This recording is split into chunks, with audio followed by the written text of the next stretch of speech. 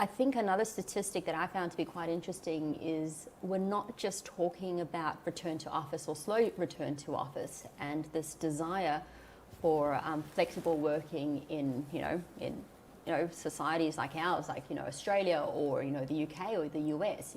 There's a very slow return to office, and for me as a real estate person, that's something that's quite confrontational.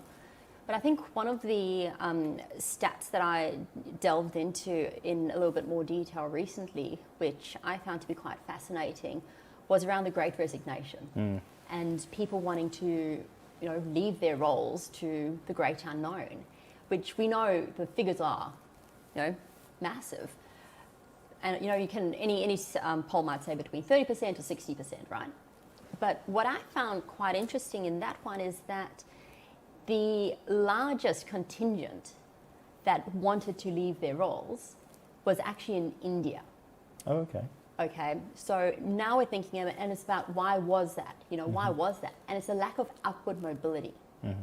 So if we think about India's role at the moment, great tech talent, call centers, so on and so forth. If we lose 40% of that workforce because they're dissatisfied, we're actually not talking about offices and spaces. We've got to look at, how do we retain that talent wanting to do the types of roles that they do?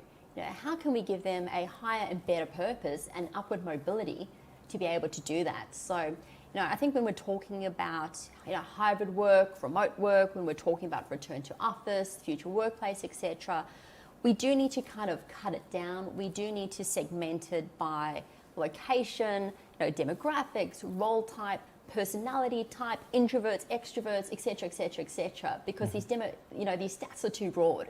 But I think at every single point, when you go to one level down, like my example of it's talent in India, it actually opens up a whole new picture.